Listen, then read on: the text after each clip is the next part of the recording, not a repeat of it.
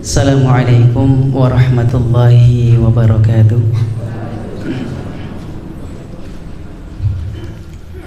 Alhamdulillah, alhamdulillahi wa kafa, wassalatu wassalamu ala nabiyil mujtaba Sayyidina wa maulana wa habibana Muhammadinil Mustafa wa ala alihi wa ashabihi wa manittaba'a huda.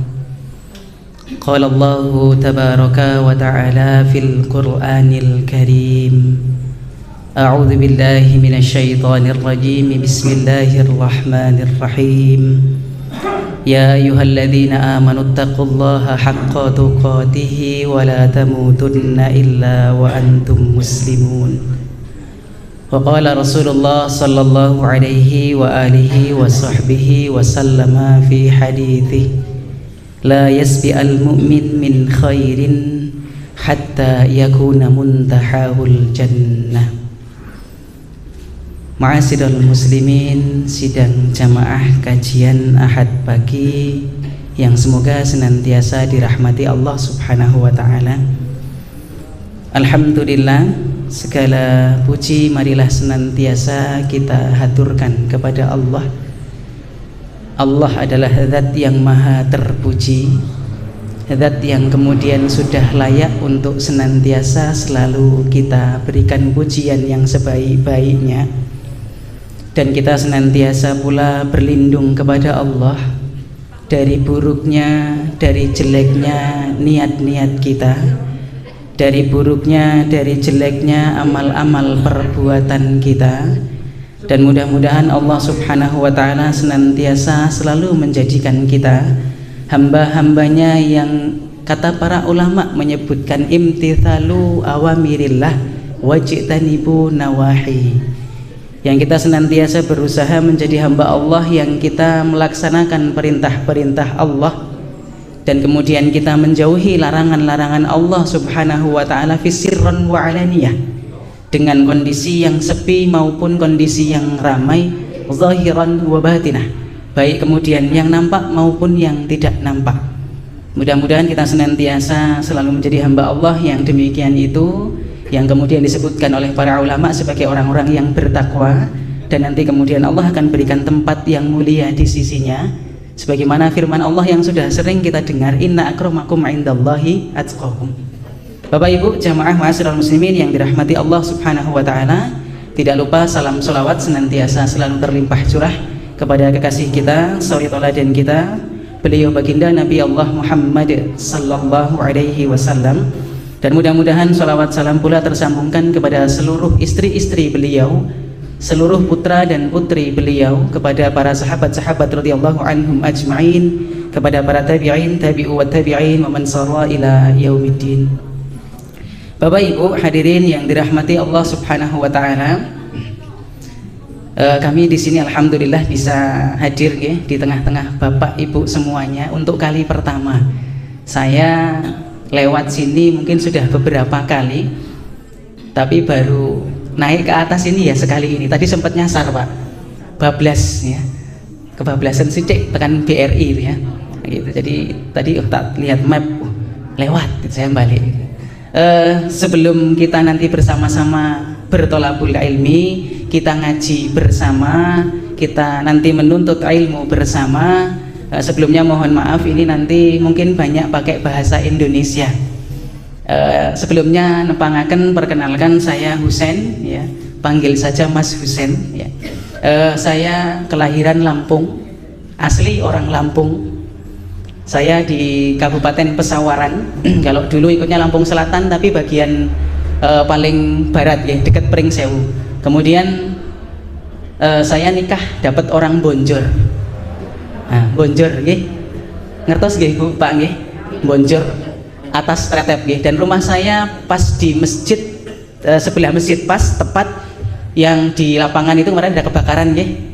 Nah, yang tempatnya Pak Wasion itu, nah itu kan, itu belakangnya rumah saya itu yang kebakaran. Jadi saya pas jejer masjid rumahnya. Oke. Jadi pokoknya masjid cedak lah itu. Itu rumah mertua, tapi saya belum punya rumah. Ya. Rumahnya di Secang, ya, tinggalnya di Secang, domisili di Secang. Saya sudah beranak 3, beranak ya, berputra 3 nggih. Anak saya putri semua, monggo nanti yang mau besanan bisa hubungi saya. Syarat ketentuan berlaku ya. Syarat ketentuan berlaku ya. Anak saya yang paling gede sudah SMP kelas 2 ya. Jadi saya nikah itu mudah Bu, Pak nggih. Saya nikah itu umur 21 tahun. Bukan karena keadaan tapi karena kondisi. Saya di Jawa nggak punya saudara, cara mendapatkan saudara saya harus nikahi orang Jawa. Jebule oleh wong gunung, Pak. Tretep Bonjor ya. Ibu saya tak ajak ke sana ya, ke Bonjor Tretep itu nangis turut dalan. Oh, josok sering balik munggah dhuwur ya gitu. Ha ning ngopo? Dalane medeni. Ha wong Lampung dijak ning Bonjor pas dalane rada elek sisan. Ya Allah, saniki dikadosi tasih radi elek. Ya, sudah bagus sekarang kok ya, sudah bagus. Bagi saya tidak ada yang tidak bagus karena harus ke sana gitu ya. Alhamdulillah. Saya nikah sudah cukup lama nih, 2006. Jadi sekarang sudah berapa tahun nih? Ya, jadi sekarang usianya baru 36 tahun. Oke. 36 anake wis 3, wedok kabeh, paling ganteng dhewe sak omah gitu ya. Insyaallah. Bapak Ibu yang dirahmati Allah Subhanahu wa taala, pada pagi hari ini insyaallah kita akan bersama-sama mengkaji apa yang kemudian tadi disampaikan oleh Pak Mukhlas, Ustadz Mukhlas ya, di depan tadi tentang 4 kategori orang yang soleh. Kami ambilkan dari sebuah kitab, dari sebuah buku yang judulnya Al-Fusul Al-Ilmiyah wal Usul Al-Hikamiyah. Saya ambilkan dari kitab ini, Al-Fusul Al-Ilmiyah wal Usul Al-Hikamiyah, di halaman 21 sampai dengan 22. Sang pengarang ini menyebutkan ya, tentang kategori orang-orang yang soleh. Bapak dan Ibu yang dirahmati Allah Subhanahu wa taala, baik dan buruknya kehidupan dunia ini tergantung dari orang-orang soleh yang penghuninya. Jadi baik dan buruknya kehidupan di dunia ini tergantung daripada orang-orang soleh yang ada di dalamnya. Nah, bagaimana kemudian kita bersama bisa ngerti, bisa paham kategori ataupun ciri-ciri orang yang soleh itu apa sih? Ya mungkin banyak ya, ciri-cirinya banyak, tapi dirangkum oleh sang pengarang kitab ini. Beliau menyebutkan yang pertama ya, abidun mustaqimun zahidun mutajarridun dzu ma'rifatin billahi ta'ala kamilatan wa basiratin fid dini nafidah. Disebutkan abidun mustaqimun, ahli ibadah yang istiqomah, ahli ibadah yang istiqomah ya. Nyun ngapunten, saya nggak sempat buat slide karena tadi malam juga ada acara ya. Jadi saya pulang sudah jam 9:30, jadi nggak sempat buat slide Pak, insya Allah ya. Jadi pertemuan yang akan datang, kalau suatu saat nanti kapan gitu disuruh ganti lagi ya, saya siapkan slide insya Allah. Jadi yang pertama, abidun mustaqimun, ahli ibadah yang istiqomah. Ahli ibadah yang istiqomah. Istiqomah bukan perkara yang gampang, istiqomah bukan perkara yang mudah. Istiqomah itu butuh perjuangan, butuh kemudian diperjuangkan.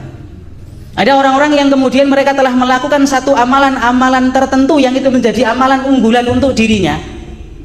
Bapak Ibu, di akhir-akhir zaman ini nasihat yang kemudian disampaikan kepada kami oleh guru-guru kami ya, kita harus punya amalan unggulan, amalan unggulan entah apapun itu ya. Dan kita istiqomah walaupun itu amalan yang sedikit, amalan yang kemudian sifatnya sepele ya. Karena memang istiqomah itu berat. Istiqomah itu berat. Misalnya sudah terbiasa dengan puasa misalnya, istiqomahlah berpuasa. Yang sudah biasa sholat tahajud, ya istiqomahlah dengan tahajudnya. Yang sudah terbiasa dengan baca Al-Quran, bacaan Al-Quran diistiqomahkan. Jadikan itu amalan unggulan untuk kita. Tapi jangan sampai kemudian karena kita telah melakukan amalan-amalan itu, yang kemudian amal-amal baik yang kita kemudian bisa istiqomah di dalamnya, akhirnya menjadikan diri kita sombong, menjadikan diri kita akhirnya melihat orang yang tidak beramal yang sama dengan kita, kesannya merendahkan. Karena ada Bapak Ibu yang dirahmati Allah Subhanahu wa taala, ada orang-orang yang kemudian mereka telah sholat tahajud malam harinya, bisa istiqomah. Akhirnya apa yang terjadi? Dia tanya temennya, tadi malam tahajud enggak? Jawabannya, enggak ki, kerenan. Oh, rugi. Koyo aku ki lho tahajud. Masya Allah, sombong. Ya, ono sing bahasane ku ya ora terus terang ning nyindir. Dia bengi sapa sing turu ora tahajud. Kaya aku ki tahajud lho, masyaallah. Ada orang-orang yang kemudian dia bisa baca Quran dengan baik misalnya. Baca Qurannya sudah sesuai dengan tajwid, bisa meniru Imam Masjidil Haram misalnya. Ya, ketika dia baca itu lihat temennya yang bacaannya jelek, wah opo kowe ngaji ning ndi? Ya. Kaya aku ki lho, tak warai. Bismillahirrahmanirrahim. Alhamdulillahi rabbil alamin. Ngono nek maca Quran. Ini ngeri Bapak Ibu. Kami temukan banyak orang-orang yang mereka itu telah pandai, telah pintar membaca Quran, hafalannya banyak. Tapi kemudian meremehkan imam-imam masjid yang di kampung-kampung. Lha ini kampung-kampung rak biasanya sing diwaca namung napa Bu Pak? Nggih, triple cool. Nggih boten napa-napa ya. Tapi kadang-kadang ada yang meremehkan, mentang-mentang lulusan pesantren sudah hafal Quran, bacaannya bagus, imamnya baca yang paling triple cool. Salat imam opo? Subuh maca iki, zuhur macane ya paling kiye. Maghrib isya paling banter doanya alam nasroh. Tidak boleh yang demikian itu. Yang lebih nemen lagi ya maca Quran ra iso senenge nyacati imam. Ada yang begitu. Kata ning mboten wonten mriki nggih. Kula niru Ustaz Lanang, mboten wonten mriki nggih gitu ya, masyaallah. Jadi ada orang-orang yang mereka tidak bisa baca Quran. Saya pernah ketika suatu saat ya saya pertama kali tugas dulu di PDM Barito Utara di Muara Teweh 2016 ketika saya diutus ke sana sampai saya ditelepon pusat untuk jadi dai daerah pedalaman Pak. Saya nolak ya. Aku ning kota wae suruh pedalaman itu saya nggak menolak waktu itu karena istri juga tidak mau nyetujui ya. Merasa udah merake tekan Papua barang.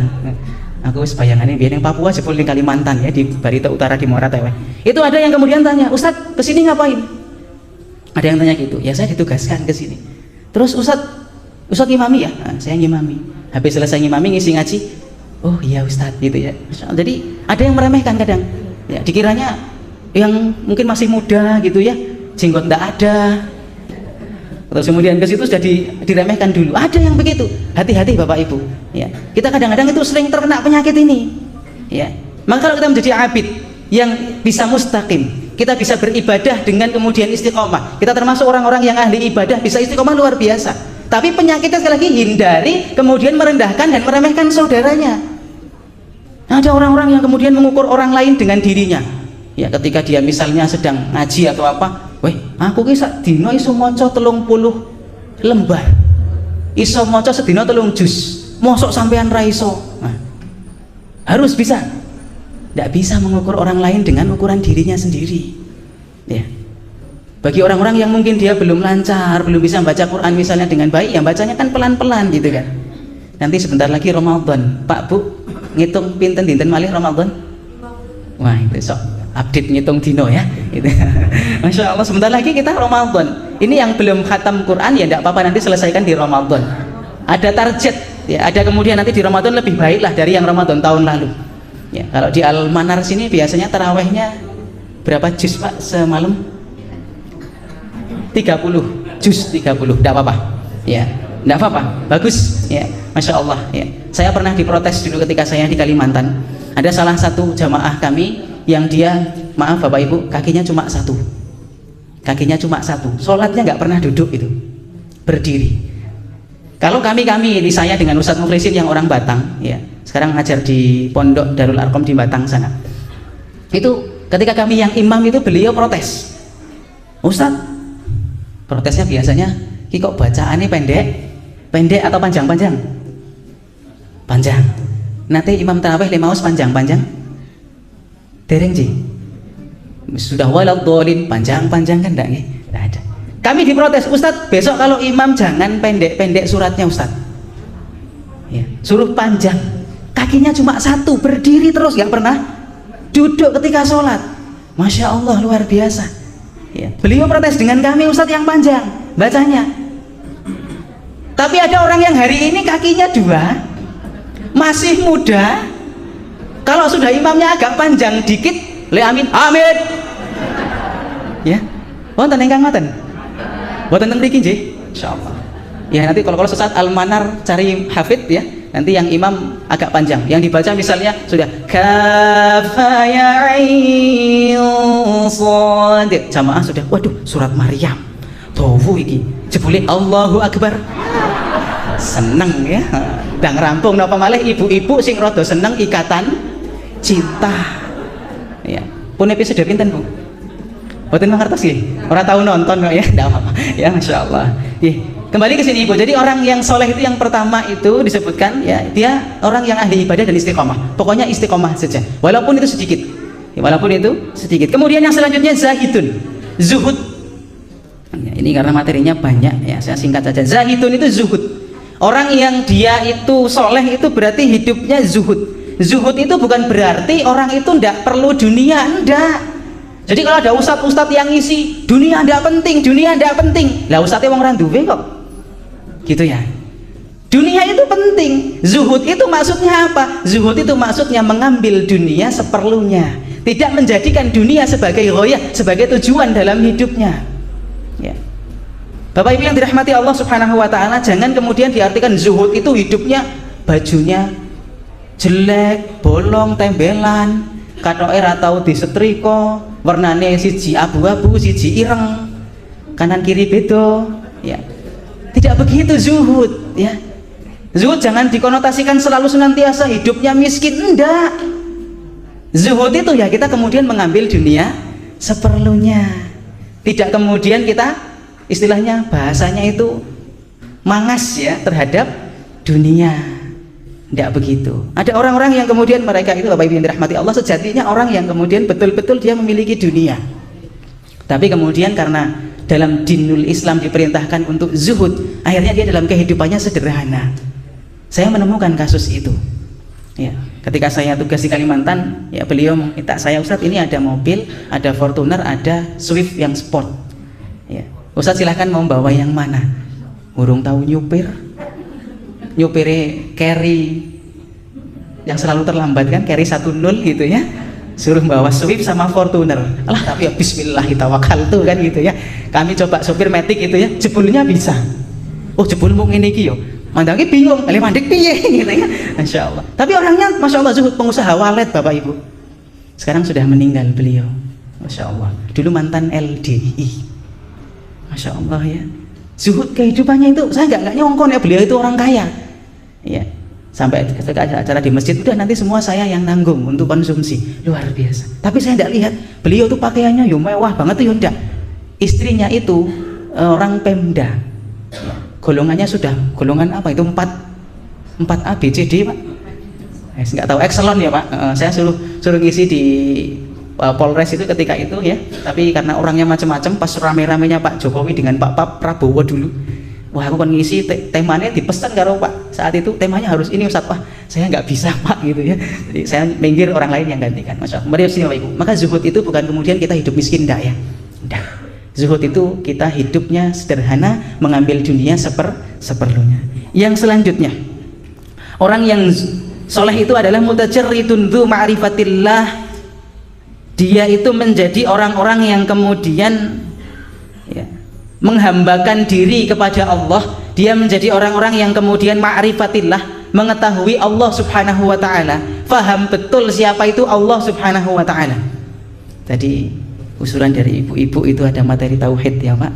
Insyaallah nanti di tauhid itu kita dikenalkan dengan ma'rifatullah, ma'rifatuddin, ma'rifatur rasul. Kita kenal siapa itu Allah Subhanahu wa ta'ala. Ya, kita harus ngerti betul siapa itu Allah. Ya, fahami siapa itu Allah. Ya, biasanya anak kecil yang sok tanya. Ya, anak saya itu pernah tanya sama saya. Anak saya yang pertama manggilnya Abi. Ya, Abi. Anak saya yang kedua manggilnya Ayah. Anak yang ketiga manggilnya ayah, orang bapak. Ya, oh anaknya kok jeluk gini kok ayah. Apa-apa timbang jeluknya Pak Lek kan gitu. Ya. Ya. Kemudian ada yang tanya, anak saya yang nomor 2 itu tanya, ya siapa itu Allah? Kalau bapak ibu jawabnya siapa itu Allah gimana Pak Bu? Kalau ditanya anaknya, orang takon barang. Bu orang ngerti. Allah itu kita perhatikan, siapa itu Allah? Huwa Rabbuna. Dia itu adalah Rabb kita. Jawaban yang mendasar, dia itu adalah Rabb kita. Siapa itu Rabb? Kan mesti tanya lagi tuh, apa itu Rabb? Rabb itu adalah Robba ya Rabbu Rabban. Apa maksudnya? Pengatur, pencipta. Ya, terangkan semua pakai ilmu tauhid. Maka penting Pak nanti ya, tauhid juga kajiannya itu ada. Kitab tauhid itu bagus ya disampaikan ya. Kita sedikit sampaikan pada anak sesuai dengan nalarnya. Jangan kita kemudian gunakan nalar kita untuk menyampaikan ke anak kita, tidak bisa. Pokoknya yang sederhana saja. Allah adalah pencipta, Allah adalah pengatur. Karena di materi tauhid di kelas 1 itu sudah ada rukun Islam, rukun iman. Di sekolah kami sudah di kelas 1 ada rukun Islam, rukun iman. Sederhana saja. Allah itu adalah pengatur, Allah pencipta, Allah yang menghidupkan, Allah yang mematikan. Allah itu awal tidak ada akhir gitu. Ya. Jadi kita harus kenal Allah. Nanti di ma'rifatullah kita akan dijabarkan siapa itu Allah Subhanahu wa taala. Kita kenal Allah Subhanahu wa taala dengan baik. Orang yang soleh itu punya ciri-ciri, dia kenal itu Allah. Dia ma'rifat kepada Allah Subhanahu wa taala. Yang selanjutnya, ya, materinya banyak, ya. Kemudian dia juga ya memiliki kesadaran yang tajam,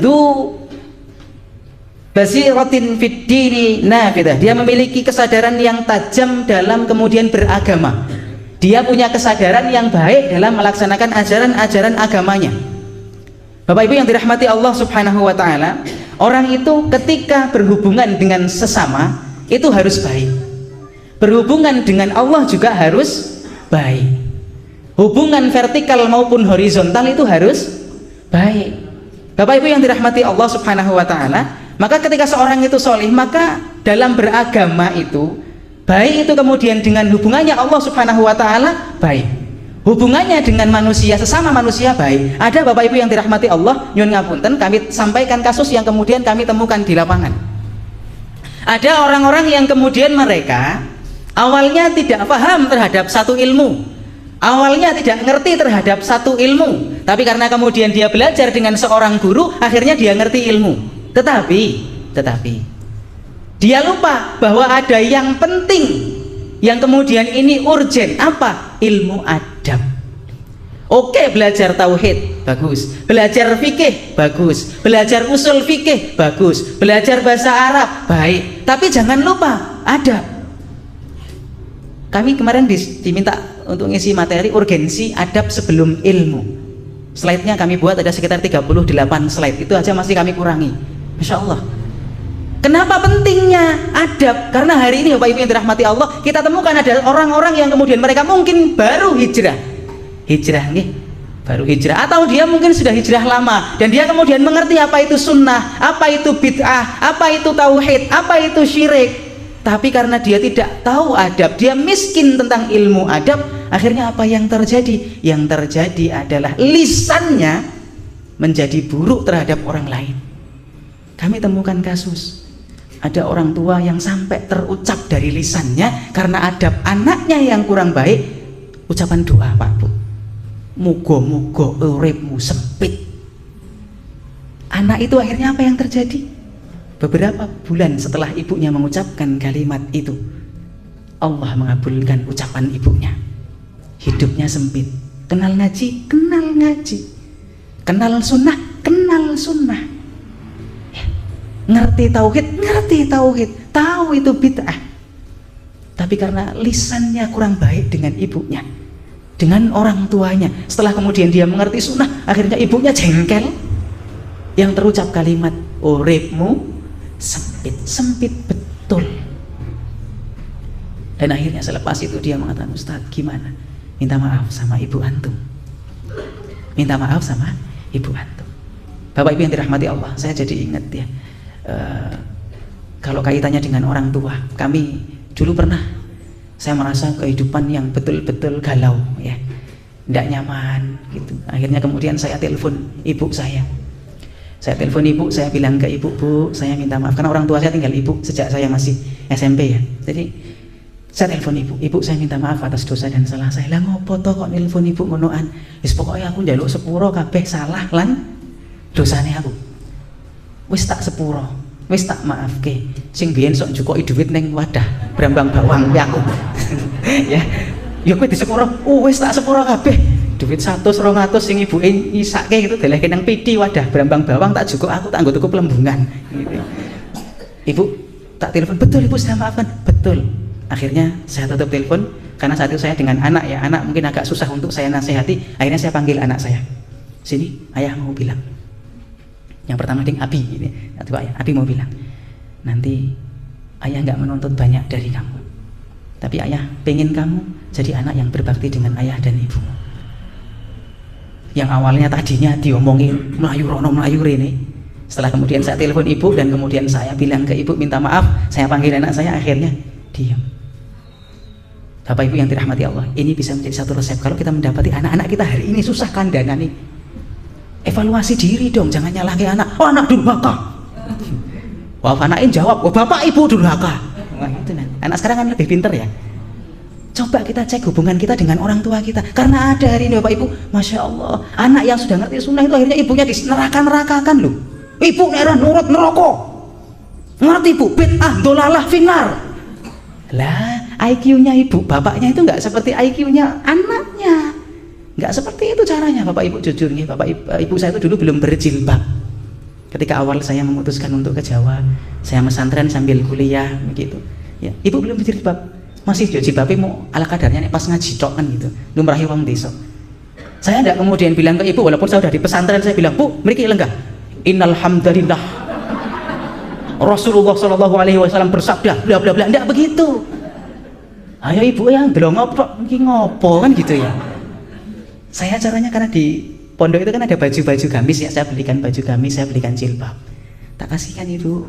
Aku kok duit-duit, walaupun yang pondok aku ora tau sangoni.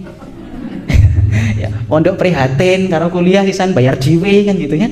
Saya suatu klambi nggo ibu. Nah, ini tak kasih baju, nanti ibu dipangke ya. Kok klambine kok gedobro-dobro gitu ya. Namanya gamis kan panjang ya. Jilbabnya juga tak carikan yang besar gitu ya, besar ukuran yang standar lah, tidak kemudian yang sampai di kaki dah gitu ya. Ibu pikir jilbabnya gede teman, gak apa-apa ya, enggak masalah, ibu nanti dipakai saja, kalau pas ibu ngaji dulu enggak apa-apa ya. Nek pas ibu metu yang gue jilbab ya, pakai, saya belikan mbak saya juga sama, mbak saya itu dulu ya senengnya kolor itu loh ya. Ya saya belikan, proses, jadi berdakwah itu dengan proses.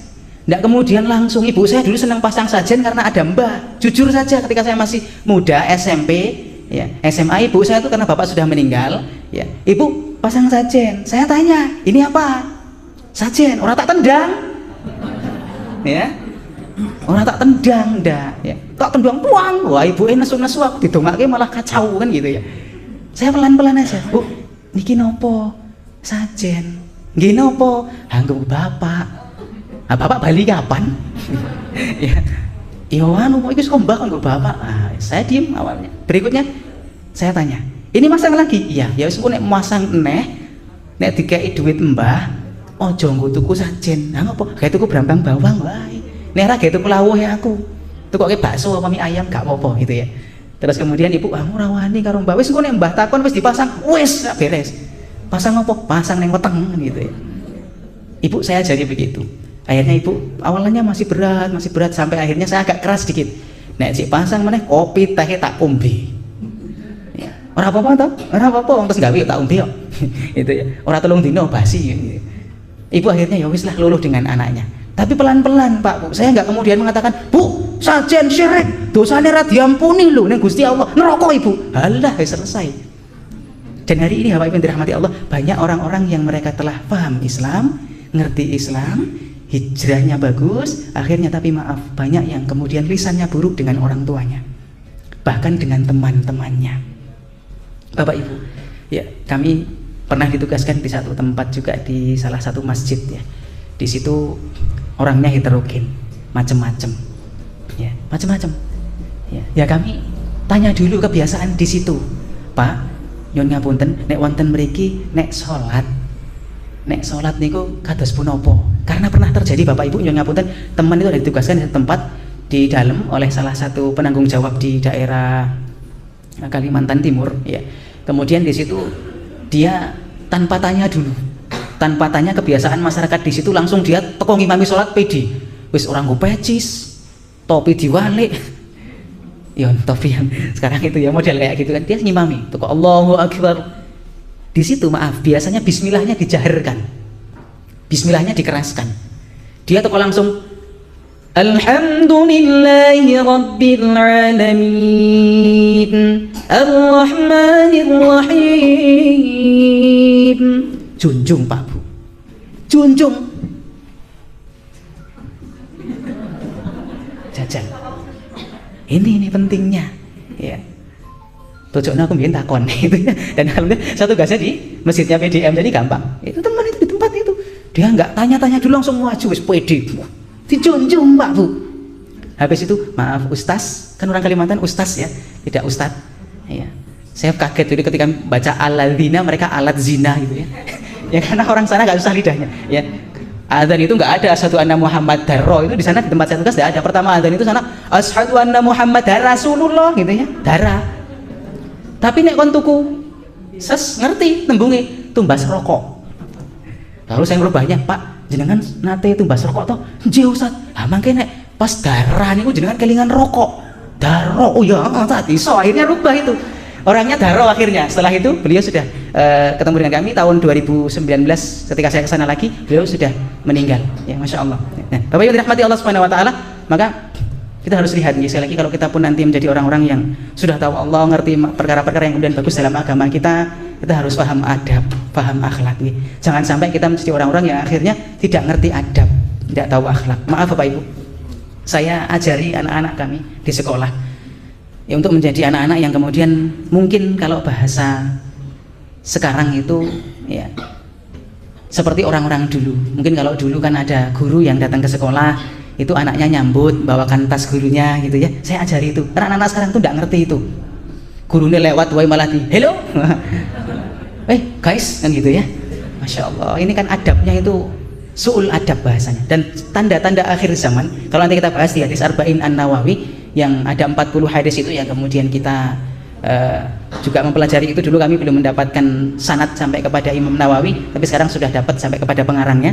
Itu Masya Allah disebutkan di hadis yang kedua itu ya, tanda-tanda hari kiamat salah satu kan antalidal ammata rabbataha.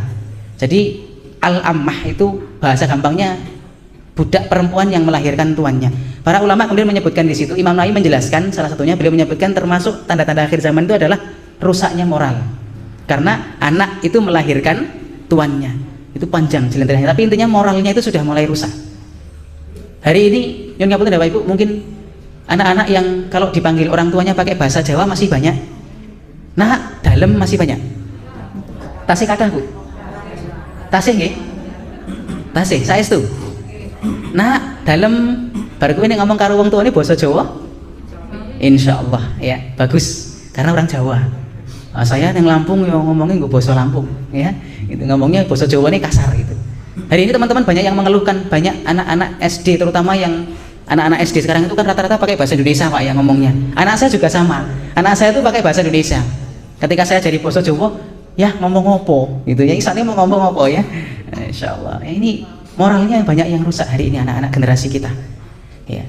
Dengan orang tua kadang tidak tahu tata krama, maaf nih. Saya sampaikan kalau jalan itu mungkin orang tua, ya depannya ada anak muda, karena kita harus menghargai yang lebih tua. Nyun ngapunten. Misalnya ini remaja atau anak yang masih muda, ketika ada orang tua jalan, harusnya kalau orang Jawa nyun ngapunten biasanya agak menunduk dikit ya, atau sambil permisi ya. Sambil permisi biasanya nyuwun sewu.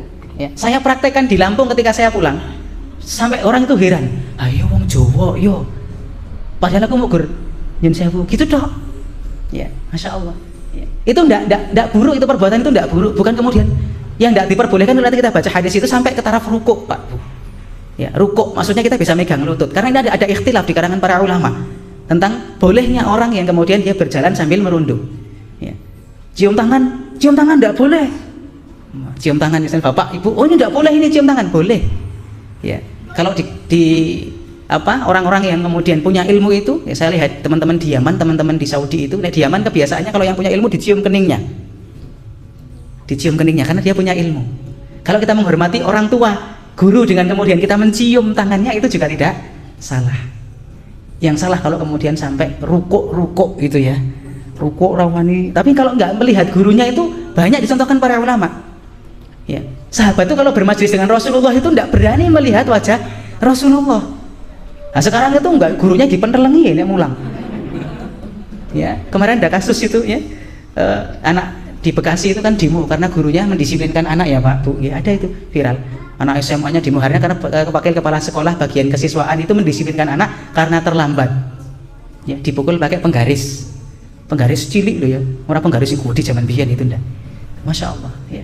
Itu langsung gurunya mau dikeluarkan. Nah ini adab. Hari ini yang kurang dari generasi penerus kita itu adab. Ya, adab ini penting ya. Jadi kalau kita tahu Allah Subhanahu wa taala, ngerti ilmu, harus diimbangi dengan bagaimana itu adabnya. Jam pinten Pak niki selesainya? Jam 7. 6.57. Oh, yang sana. Oh, aku tiwas ndelok kiri ini gitu ya. Ya. Kemudian selanjutnya Pak Ibu ya, yang kedua, ya, kategori orang yang soleh yang kedua, ya, alimun bisyar'i. Nah, itu tadi masih nomor 1 Ibu. Jelitrehannya banyak ya. Oh iya, tidak apa-apa. Wis teko sak tulisannya Ibu. Yang berikutnya karena ini di kitab. Jadi yang kedua ini agak, yang pertama panjang tadi. Ya. Yang kedua, alimun bisyar'i. Seorang yang dia itu alim, ulama, yang dia itu apa? Faham tentang ilmu syar'i, berpengetahuan yang luas tentang agama. Bapak Ibu, sebuah fenomena yang kemarin saya secara pribadi mengamati, walaupun saya bukan pengamat, tapi kesannya banyak sekali terjadi kasus mulainya dibentur-benturkan umat dengan ulama, dibentur-benturkannya umat dengan ulama. Yun ngapunten, terkait dengan sholat softnya renggang karena COVID kemarin, ya kan? Ini sampai ada yang kemudian merendahkan orang yang alim, yang berilmu. Padahal orang yang berilmu itu menfatwakan sesuatu tidak pakai nafsu, tapi pakai ilmu. Ya.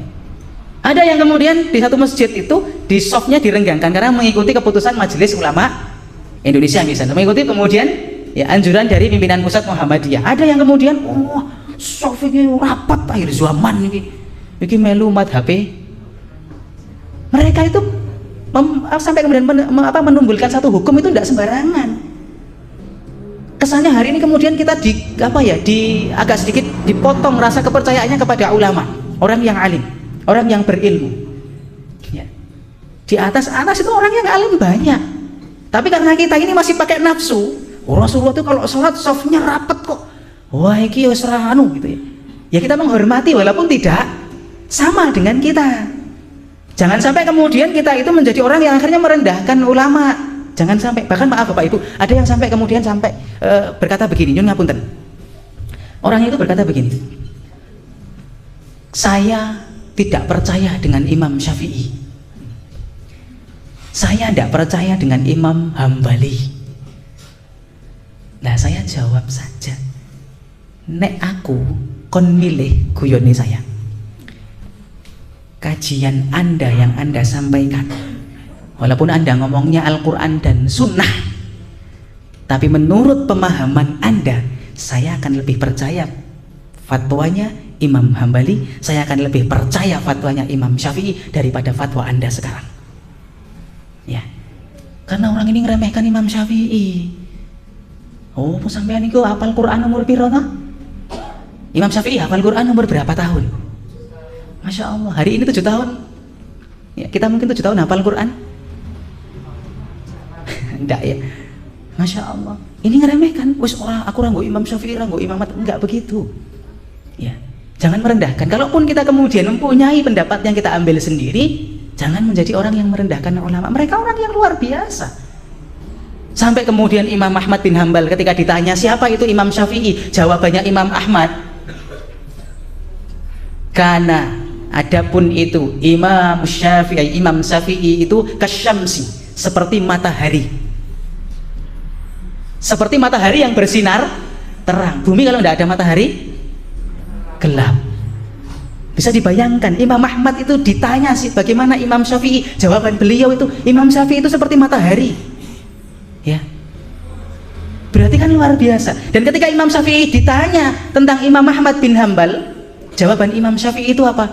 Imam Ahmad bin Hambal itu adalah satu murid dari saya yang saya tidak meninggalkan murid yang paling baik di Irak kecuali adalah Imam Ahmad bin Hambal. Coba kalau sekarang ditanya misalnya, Ustadz, menurut Ustadz bagaimana Ustadz itu? Oh, Ustadz itu apa? Kecil itu, sepele, remeh, orang paham, orang ngerti apa-apa Ustadz kai wis. Kalau orang-orang dulu, orang alim yang berpengetahuan, yang mendalam tentang din, ketika ditanya saudaranya itu ya, tentang sesuatu Ustadz misalnya, tentang suatu alim itu ulama, dia jawabannya luar biasa. Bapak Ibu, saya kasih contoh. Suatu ketika Imam Malik ini berdebat dengan Imam Abu Hanifah. Imam Malik debat sama Imam Abu Hanifah. Imam Malik ini terkenal madrasahnya itu madrasatul hadis, madrasah hadis, yang dipelajari hadis. Kalau Imam Abu Hanifah terkenal dengan madrasah yang ro'i, banyak menggunakan akal. Debat ini dua orang sampai kemudian keringatnya godres. Godres itu apa ya? Oh lah ya. So, berarti kan saking debatnya itu saking luar biasa sengitnya gitu ya. Saking wah, sampai keringatnya bercucuran deras itu. Dan suatu ketika datanglah yang namanya Imam Lais bin Sa'ad. Imam Lais bin Sa'ad. Jadi kalau kita lihat Imam Malik itu adalah ulama di mana? Ulama di Kufah.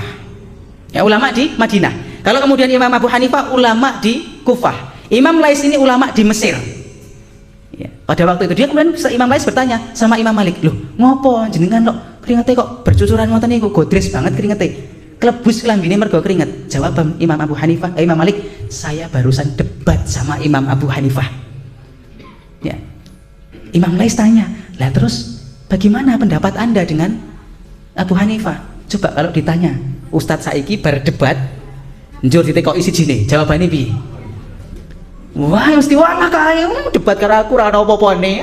Apalane mau guru apa, apalah hadis wae paling innal hamdalillah tok misalnya kan gitu ya. Jawaban Imam Malik tidak begitu. Imam Malik menjawab bagaimana? Kana lahu fatta faqihun. Itu pemuda itu yang namanya Abu Hanifah. Dia benar-benar sangat ngerti dalam ilmu fikih.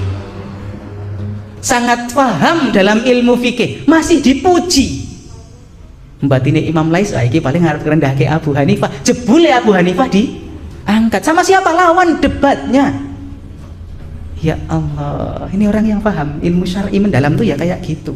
Dan Imam Lais tanya lagi sama Abu Hanifah ketika dia bertemu, "Ya Abu Hanifah, kamu debat sama Imam Malik, sampai keringetan ngono. Bagaimana pendapat Anda tentang Imam Malik?"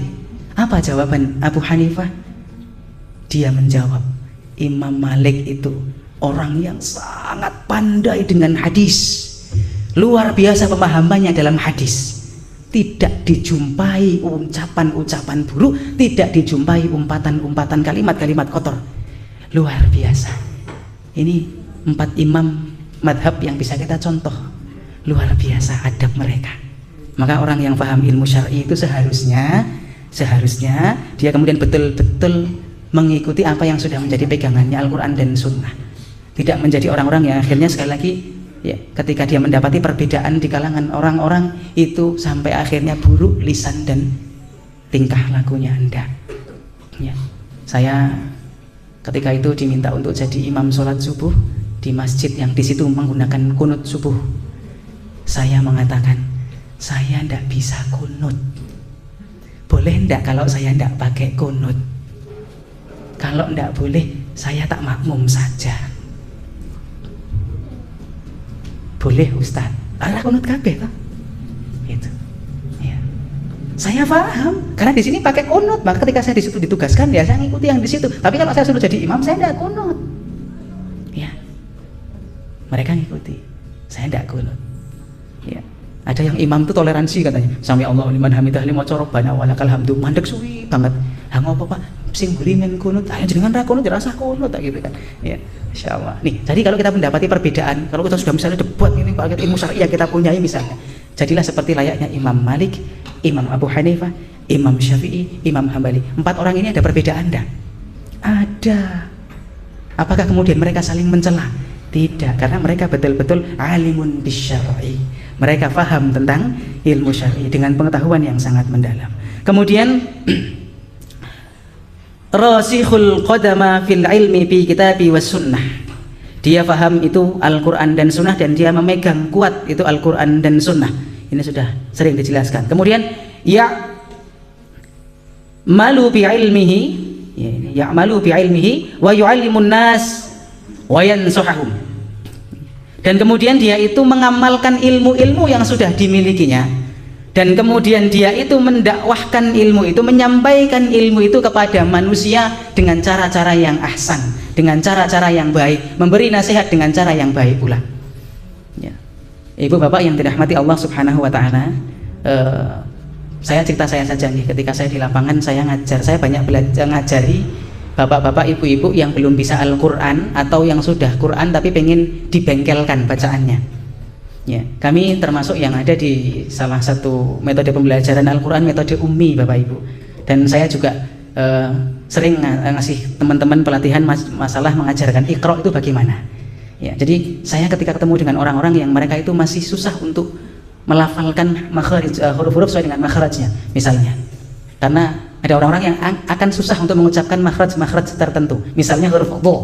Huruf dha ini kadang agak susah. Setelah shad, dha. Nah, ada imam-imam yang walap dha gitu kan. Ya, ada yang lembut, tapi kami merubahnya pelan-pelan. Sampai saya kemudian mengambil inisiatif, Bapak Ibu, kalau sapu yang dibuat nyapu itu yang dari lidi namanya sapu apa nek cara Jawa? Sapu sodo, Ustaz. Iya. Lidahnya keluar enggak itu? Enggak ada sapu sodo itu, enggak ada gitu ya. Merubahnya itu saya pakai cara yang ahsan. Ya. Saya ketemu dengan orang yang turunan Chinese gitu ya. Orang turunan Chinese itu kan biasanya maaf ya, mereka agak susah mengucapkan huruf-huruf tertentu. Saya pelan-pelan merubahnya. Enggak kemudian langsung kita ambil, harus seperti gurunya enggak. Orang rubah ain saja itu kadang susah kok. Ya, ada imam yang baca ya sudah jadi imam pirang-pirang generasi. Alhamdulillahirabbil alamin kan gitu ya. Ada merubahnya proses pelan-pelan. Enggak kemudian gitu enggak. Iya. Enggak. Ya. Masya Allah. Maka nanti kalau kita mendakwahkan ilmu kita, diusahakan ya. Mungkin saya masih belajar, saya masih banyak belajar. Kita dengan cara yang ahsan lah, dengan cara yang baik. Jangan menjustis, jangan sampai menyalah-nyalahkan. Ya, pelan-pelan saja, pelan-pelan. Bagaimana kemudian ilmu itu nanti akan sampai. Kami punya ustadz dulu, dia di satu tempat disuruh ngisi.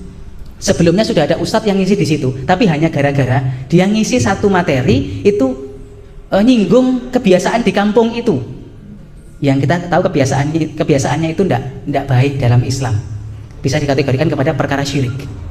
Ya, walaupun sekarang itu ada yang lucu. Saya kemarin baca itu namanya sedekah bumi, Pak ya. Jadi ada yang bilang sedekah bumi itu zaman sekarang nggak seperti dulu. Kalau sedekah bumi zaman dulu persembahan untuk sing jogo deso. Kalau sekarang sedekah bumi itu sebagai bentuk tasyakuran karena buminya mengeluarkan tumbuh-tumbuhan gitu ya. Ya sekarang karep pula gitu ya. Semonggo gitu ya. Ya itu ustadz suruh ngisi di situ. Padahal ada ustadz itu sudah ngisinya paling halus. Itu akhirnya ketika dia ngisi disuruh pergi. Akhirnya ustadz kami itu suruh ngisi di situ. Tapi dia begini, saya tidak akan menyinggung sesuatu yang itu menjadi hal sensitif di kampung itu. Saya punya target 1 atau 2 tahun atau mungkin berapa tahun ketika saya ngisi di situ, kata beliau saat itu mungkin hampir sekitar 1 atau 2 tahun beliau akan rubah. Beliau akan rubah itu kebiasaan. 1 atau 2 tahun baru akan saya sampaikan. Ya. Beliau itu ngisinya biasa, isinya masalah hati tazkiyatun nafas. Jadi orang sudah terkait dengan beliau, setelah sudah terkait dengan beliau baru sampaikan. Ini cara dakwah. Maka orang dakwah itu tahu qawaidud dakwah. Ya, tata cara dakwah itu bagaimana? Amar ma'ruf nahi mungkar juga ada tata caranya. Masya Allah. Ini baru ngisi pertama, kayak teman saya itu pernah khutbah di kampung, khutbah Jumat Pak, di mimbar. Pas bar acara ono ning kampung itu acara sedekah bumi hari Kemisnya atau apa itu ya. Dia langsung khutbah Jumat singgung semua. Syurik. Wah, Masya Allah. Hurung rampung nih Jumatan. Hurung kemudian posisi duduk di antara dua khutbah. Turun. Leren dosir itu sama orang kampung sampai babinsa turun ya. Nah maka penting Bapak Ibu yang dirahmati Allah ya, ketika kita nanti mendakwahkan ilmu yang sudah kita miliki dengan cara-cara yang ahsan. Nanti pulang mungkin ya kita ketemu dengan ibu-ibu yang mungkin masih belum berjilbab, jangan sambil Rasulullah SAW bersabda, seorang perempuan yang sudah dewasa rambutnya kelihatan, jangan ya, pelan-pelan, prosesnya pelan-pelan ya. Bapak Ibu yang dirahmati Allah Subhanahu wa taala, saya rampungkan yang nomor 2 nggih. Kemudian wa ya'muru bil ma'ruf wa yanha 'anil munkar. La yudahinu fid dini. Dia beramar ma'ruf dan nahi munkar dan kemudian dia itu tidak terpengaruh terhadap sesuatu yang itu kecaman ataupun apapun itu. La yakhsha fillahi laulama talaim. Kemudian dia tidak pernah takut kepada orang-orang yang senantiasa mencelanya. Ini dia tidak takut, dia kemudian tidak khawatir, dia tidak kemudian menjadi orang-orang yang terpengaruh dengan kecaman-kecaman atau celaan-celaan yang kemudian mencela dirinya dalam kasus-kasus din, dalam kasus kemudian menyampaikan agama Allah Subhanahu wa taala. Ya. Jadi Bapak Ibu, urip ning donya iku ana loro. Ana wong seneng, ana wong ora seneng. Wis lumrah. Tidak bisa kita meminta orang untuk suka dengan kita semuanya, tidak bisa. Tidak bisa kita juga untuk menghentikan orang itu tidak suka dengan kita, tidak bisa. Tidak bisa, mboten saged. Ya. Orang itu hidup itu bahkan tokoh sekalipun, ustadz siapa sekalipun yang kabir, yang besar, misalnya Ustadz Hidayat sekalipun, tetap ono wong sing ora seneng. Apalagi kemudian yang dia itu cek-cek menyampaikan dakwah, itu juga banyak orang yang tidak seneng. Tapi dia tidak kemudian takut terhadap celaan orang yang mencela, kecaman orang yang mengecam dakwahnya, karena dia paham ilmu syar'i. Bapak Ibu yang dirahmati Allah Subhanahu wa taala, jadi orang yang soleh itu, ya ini sudah 2 ya, baru ada 4, jadi 2 lagi belum disampaikan, nanti saya share, saya kirim ke Pak Budi atau ke Pak Joko nanti biar diteruskan ke jamaah ya, tentang orang yang soleh itu yang nomor 3. Dan salah satunya ada saya singgung, yang nomor 3 itu dia ya kalau boleh disebutkan itu pemimpin yang adil, pemimpin yang kemudian di situ sederhana kehidupannya, kemudian dia tidak takut ketika menegakkan aturan agama Allah dan lain sebagainya. Bapak Ibu yang dirahmati Allah Subhanahu wa taala, itu materi yang bisa kami sampaikan pada pagi hari ini ya, tentang 4 kategori orang yang soleh, tapi baru 2 yang bisa kami bacakan dari kitab Al-Fusul ya, Al-Hikamiyah nih ya, Al-Fusul Al-Ilmiyah wal Usul Al-Hikamiyah, halaman 21-22, nanti bisa difahami lagi nanti kalau sudah saya share materinya gitu. Bapak Ibu yang dirahmati Allah Subhanahu wa taala, terakhir sebelum saya tutup, kami nasihatkan nih, untuk diri kami, untuk Bapak dan Ibu semuanya, mari kita bersama-sama sebelum Ramadan ya, mudah-mudahan nanti kita dipertemukan Allah dengan Ramadan depan. Mudah-mudahan nanti kita bisa menjadi orang-orang yang memaksimalkan bulan Ramadan. Kita bisa menjadi orang-orang yang kemudian nanti betul-betul mendekatkan diri kepada Allah di bulan Ramadan. Kalau Ustaz Taufik kemarin bilang beliau mau 1 bulan penuh di tempat Ustaz Adi Hidayat ya, kemarin ketika ngisi di Al-Amin di masjid kami, saya pas kebetulan ketemu dengan beliau, aku ngisuk Ramadan pamit mau ke Ustaz Adi, mau betul-betul mendalami ya, betul-betul bertolabul ilmi. Masya Allah, saya salut dengan beliau, usianya udah 60 lebih tapi luar biasa. Maka mudah-mudahan nanti kita Ramadan bisa mengikuti jejak beliau, paling tidak di tempat kita mulai sekarang sudah memulai untuk membuat planning Ramadan, kita mau ngapain.